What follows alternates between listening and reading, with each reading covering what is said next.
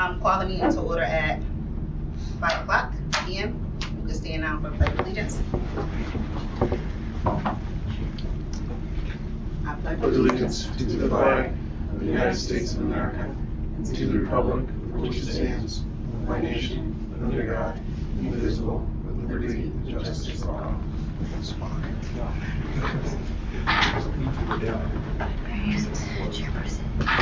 Play ball. You want to read the correspondence for us? Sure. Yep. Sorry, I know I should probably ask you earlier. That's fine. It's a long list this year. Police Commission, April 8, 2024 summary of letters. Received from resident regards to Officer Sergeant May. Subject, this resident wanted to thank Sergeant May for his care and concern for this resident's daughter. Quote, your support is truly appreciated. Okay. Not one mistake. That was fantastic. I did not write a letter, but I'd like to verbally submit a letter as a resident. Sergeant Johnson came by with paperwork, and on his way noticed a neighbor of mine laying outside on the ground and stopped to see, like, hey, are you checking out Spring, or are you okay? And it turned out she had fallen and needed help, and he helped her, and then just he saw something and he did something, and I really appreciate that. So I just wanted to commend him officially as if it was a written letter. So kudos to Sergeant Johnson. Okay, thank you. So next on the agenda is moving on to the approval of minutes. Did everyone have a chance to look at the minutes? I did. I'd like to move that they be approved as. I second. I second. All right. Do we have to vote for that? We do vote, and we have 2 cents. Okay. Okay, so let's put a vote in for it. All in favor? Aye. Passes unanimously. Let's vote the January 8th and the March 11th meeting. Yep, and the approval of the minutes passed for January 8th and March 11th, 2024. Excellent. Next on the agenda is the reports. Oh, wait a minute, I'm supposed to do discussion first, right? We got in the minutes, or we good? No. Okay, all right. Next on the agenda is the chairperson's report. We're gonna pass that because we don't have a report yet for him. So we're gonna move on next to the chief's report. Just an update on personnel. Officer Jared Emerzian graduates the Police Academy on April 17th, and we'll begin our field training and evaluation program immediately after that. The newest officer who we approved last month, Nick Laganagro, was hired and will be attending the Police Academy in late April. He'll be attending the New Britain Academy. One of our officers is transferring to another department this week, leaving us with 3 vacancies. And later during this meeting, we'll be introducing you to our recommended candidate to fill one of those vacancies. And if approved, his attendance will be at the Police Academy in late April as well. So we do have a second slot reserved for New Britain. We currently have 6 officers, all assigned to the patrol division, out on extended leave due to work and non-work related injuries, and 1 on maternity leave. In addition, we have 1 sworn member who just returned from extended leave and is on modified duty. And we're hoping that another officer will be able to return to full duty in mid-April. So that will bring us down to 5 that will be on extended leave, and then 3 that are in the training process, and then leave us with 2 vacancies. Let's see, next week is National Public Safety Telecommunicators Week, so look for our social media posts where we recognize, celebrate, and honor our public safety dispatchers for the outstanding service they provide both to the community and to their coworkers. This week is week 7 of our 10-week Citizens Police Academy. The attendees have been participating in ride-alongs and spending time in dispatch and enjoying the academy. Just an update on grants. The high-risk rural road grants from DOT for speed enforcement started back on March 11th. From March 11th through the 1st of April, we had 77 car stops just for that effort alone. That effort will continue through the end of May. The department recently applied for a federal grant to purchase and implement call handling software for our dispatch center. So for almost 2 decades, a state mandate has required that we use a protocol called emergency medical dispatch for all medical calls. It's designed to standardize questions that are asked when somebody calls for a medical need. It's a pre-planned response for police, ambulance, and fire personnel, necessary resources based on that medical need. And so we've been doing that for 2 decades now, and we have a flip card that we use for that. So the dispatcher asks a question based on the result of that or the answer to that question, then they move on to another card to get to where they need to get to for resources. So we want to move to a computer-based call handling system.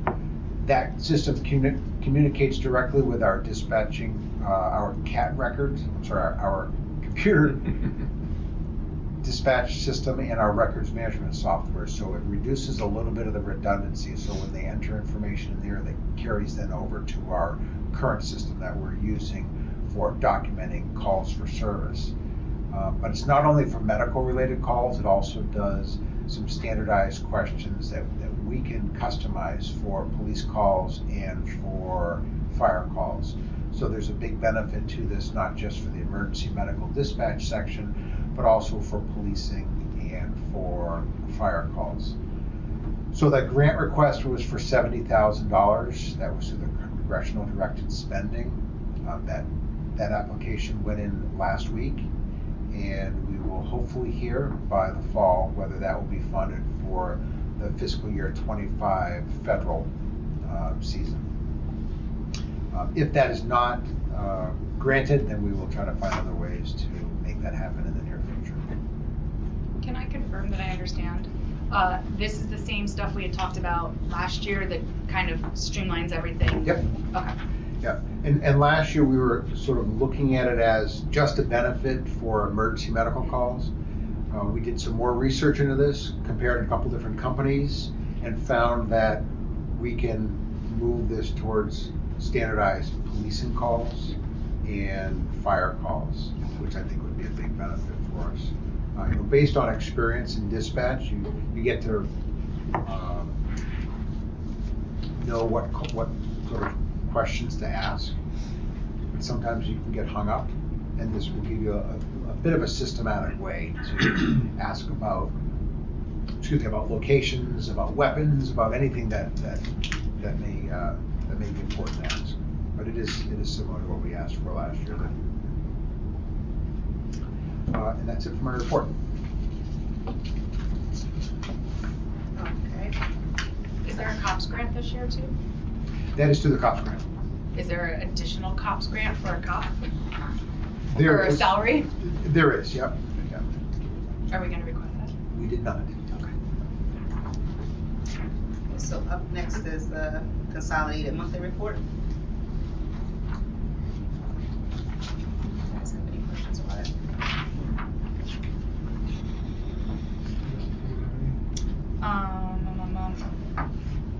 I noted an increase in verbal warnings. Is that the traffic protocol? Like that started in March, so that's not that. It's not this. I did have a question. Woohoo. The fingerprints, is there a time, is that seasonal or based on, do we have an increase based on the school system, or like it was double since last month. So I'm just curious if there's cyclical fingerprinting or. I don't know. I've really kind of only looked at that as like annually what our numbers look like. I don't know. Securities and Exchange requires it at certain times in someone's career. I don't know if it's based on any bit of timing throughout the year. The school, when they're coming up on hiring, yes, but otherwise there are requirements for continued checks. But I don't know. Just curious. Sorry. No. I'm just throwing random questions, and I was like, oh, I wonder what's happening here. That concludes my questions. Okay, up next is the preliminary monthly activity report. I had nothing.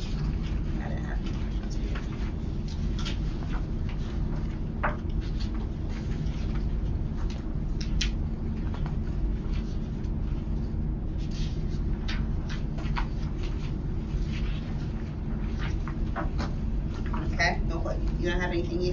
No, I'm all set. Okay.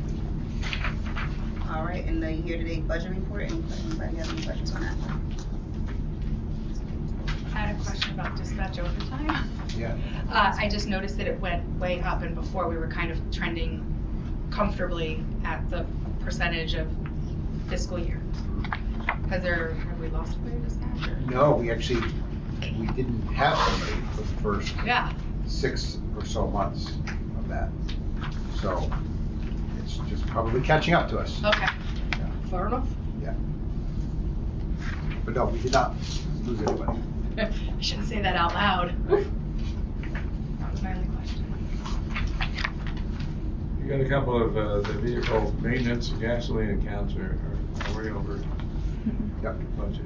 Yeah, so gasoline, they changed it this year. They took all of it right away. So it should say 100% instead of 101%. But they took all of that right away out of there. That was basically day one. The vehicle maintenance, there will be an additional like 18,000 roughly reimbursement going back into that account because of the year end last year. There was, I don't want to say a mix-up, but how they had to pay the bills. So they'll be doing a transfer over of $18,000 showing in that account anyway. So we've spent about 60% of that account right now, instead of showing 145%. Yeah. That's better. The computer software, that's, you mentioned, or that's the 120%? Yeah, it's such a small number, it went over by, I think it was $1,000, and it may have gone over. But yeah, there was some. Okay. Excuse me. There are some increases that, when the budget gets done, it's, a long time in advance that we actually get the bill, and sometimes it goes up 5%, sometimes it goes up 10%, but, yeah. Okay, thank you. Okay. No questions? Okay. It's gonna be a really quick meeting. Moving on to new business. Up next is the new officer recommendation. Okay, I would like to invite Mario to join us up here. Come on, have a seat. Good evening. So this is Mario Majorana. He has worked for the same company in the banking industry for 17 years with various assignments and promotions. Some assignments involved supervision of personnel, training, monitoring and reviewing activities, performance of daily audits, and use of computer software. Most of his assignments were public-facing. All were heavy in customer service. His banking career involved regular access to personal identifying information, sensitive documents, and strict adherence to regulation and policy. So we felt that a lot of that relates directly to this position here as a police officer. During the hiring process for a police officer, Mario's co-workers and supervisors described him as very well liked, extremely honest, trustworthy, very responsible, caring, friendly, and knowledgeable, a team player, a hard worker with a good attitude, excellent customer service, and one who takes initiative. Again, all attributes we are seeking in policing. You didn't just make that up, did We have found Mario to be a good communicator. In fact, although we did not get to experience this, he's fluent in Italian. He has, through our interview process, we have found that he has some very traditional yet contemporary thoughts on policing. He has demonstrated a great amount of enthusiasm about serving as a police officer here, and he comes to us very well recommended by everybody who had their hands in the background process, which is at least 10 members of our 39 now sworn, supposed to be 42, staff. So I introduce you to Mario. Welcome. Thank you. Okay. How close are on the side of the I'll table? start with Oh. I actually have two questions. First is, are you ready for him to do this? Yes. Okay, you sure? I wouldn't be here if I don't. Takes a special woman to be involved with a cop, so. My wife is not. Her office is next door, she'll tell you. Second is, you got the great financial background. Is that something you'd be interested in law enforcement? Going that route, financial crimes, things of that nature, eventually down the road? Eventually down the road, I would like to pursue any and all opportunities that the police force would provide. I don't like to just sit in a box. Right. I like to expand, but within the same loyalty that I've been given.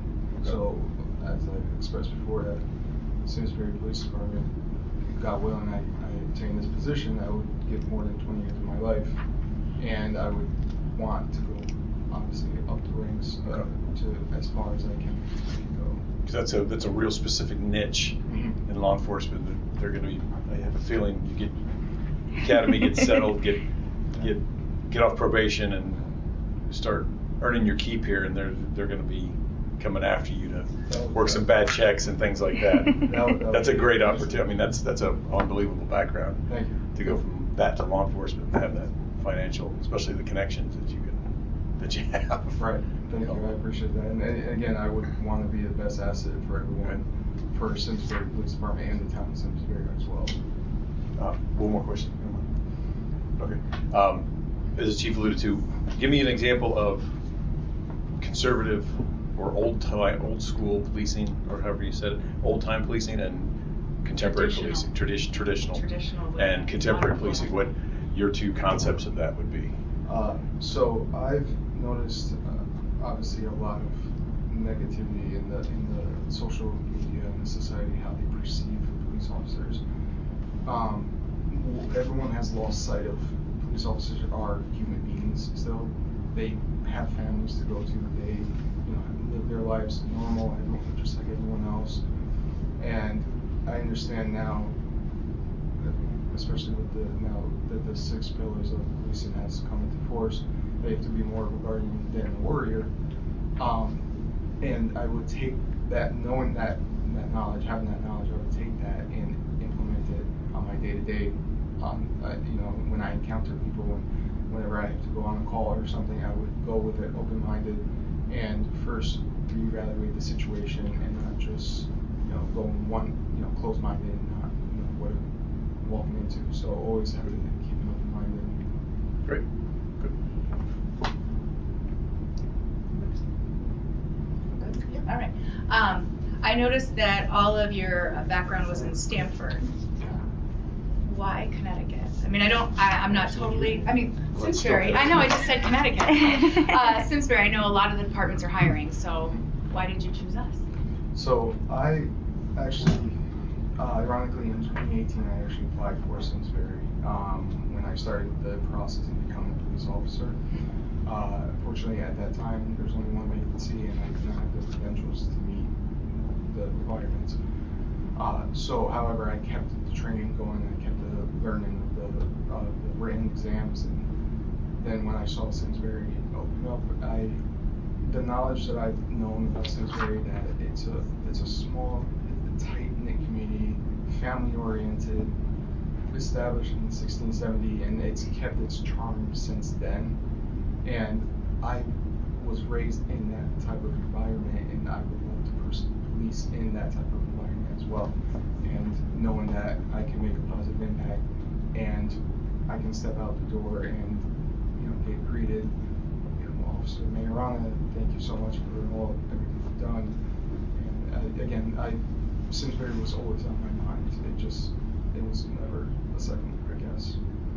Thank you. Mr. Wong? I have no questions. Okay. Can you tell us, without naming any names, I know even though most of your work is done down in Stamford, but still Connecticut is small too. So can you give us an example of a situation where a coworker put you in an awkward position? So what was the situation and how did you handle it? Yes, so in my cash management position as a sales associate, one of my duties was to go to each branch of First County Bank and sit down with the managers every Monday and Tuesday to go to look at a plan of action each day for the rest of the week, and how we can generate sales and get the business going. And in one of the branches, the manager wasn't there, and we had an appointment at 10 o'clock, and start time is usually 8:30, so already about an hour and a half not there. So I called this individual, and he said he was still home, which was about a half hour away from the branch. So I called the regional manager because it's my reputation, and I need to show proof that I sat down with managers and I did what I had to do to get the branches going. So I spoke with the regional manager, and I expressed how the manager wasn't in, and how would you like me to proceed with this, because I can also speak with the assistant manager because they were there. So she said, worry about speaking with the assistant manager, get the plan of action going for the week, and then I'll handle the manager from there. All right. And then, can you give us an example of a time when you had to deal with an unhappy customer? Yes. It's actually the first few months that I started working at the bank as a teller at the branch. A customer came in, he was cursing, screaming, hollering. I looked behind me, and I found everyone in my teller line disappeared, and I was left there to handle the irate customer.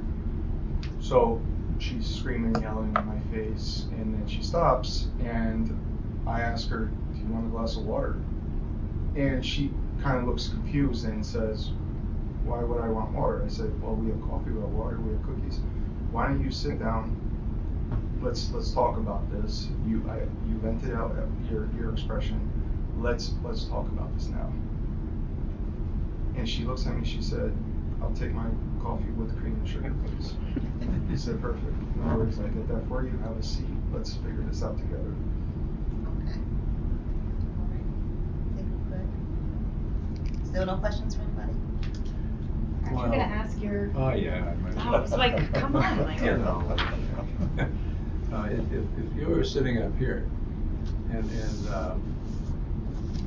trying to think the way we think, is there anything that we should be concerned about? We don't know.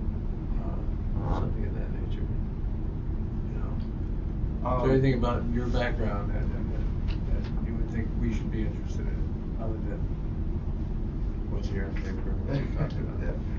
Off paper, I wouldn't say concern, but I would mostly like to know what I would do outside of work, outside of the profession, and what you do on your free time and such things, which I would then answer with. Then I would answer with, I'm very into fitness. My regimen, working out, especially now getting ready for all of the fitness tests that I went through, the gym exam as well, and also in the wintertime, skiing and traveling, so usually to warmer places than colder places, and just spending time with the family, just keeping it really simple and low-key. So you'd probably be pretty comfortable with USC applicant. Right. Thank you. Yes, of course. What's your favorite color? Blue. What's your favorite food? Linguine with clams, white sauce. Okay. Garlic has to be sliced really thin. Are you? Wait a minute now. Did she bring any with her? Yeah. Although during the background, I did read that you do enjoy cooking. Yes, I love cooking. Yes. I sad to say I have not mastered the linguine clams. However, I love cooking. I love making creations of. There's usually times when we have like random things in the fridge to make, and I'll just start putting things together and just make a meal, and all of a sudden it's enjoyable. We love it, and we start making that, and then I'll change it up, and it's just making something out of nothing basically, and that's the whole purpose of cooking. That's kind of my therapy as well. And now we're talking about food and it's 5:30. I'm hungry. If you could be any animal, what would it be? I would say an elephant. I would say an elephant because they demonstrate leadership. They adapt very well to their surroundings, any surroundings, and they're an unstoppable force, and they're gentle giants at the same time.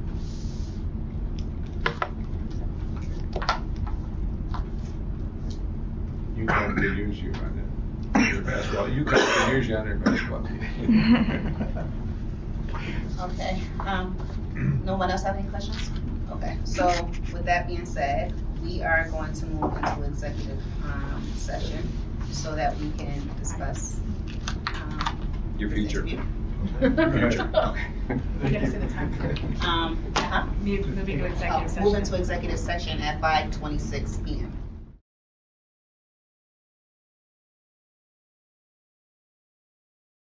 Are reconvening the police commission meeting at 5:36 p.m. I move that we move forward with the recommendation to hire Mario Majorana as police officer no later than April 17th, 2023. I second. Provided we have dinner by then. Yes. Yes, I can have my mom make a lasagna. Okay, all in favor? Aye. Okay. Congratulations. Thank you very much. Thank you. Thank you. Unanimously, we voted yes. There you go. Thank you very much. I appreciate Congratulations. it. Welcome. I express how Congratulations. much the gratitude I am. It's great. Deal. You can either stay if you want, or How far near are we to the end? got old business. I think we're right there. Oh, you haven't seen all my notes for we the are old business.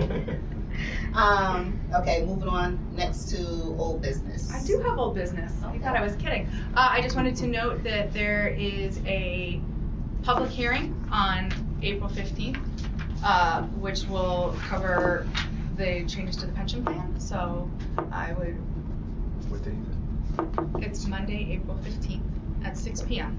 Location, last I heard, was TBD. And I just want to give you guys a heads up as a reminder. 6 p.m. 6 p.m.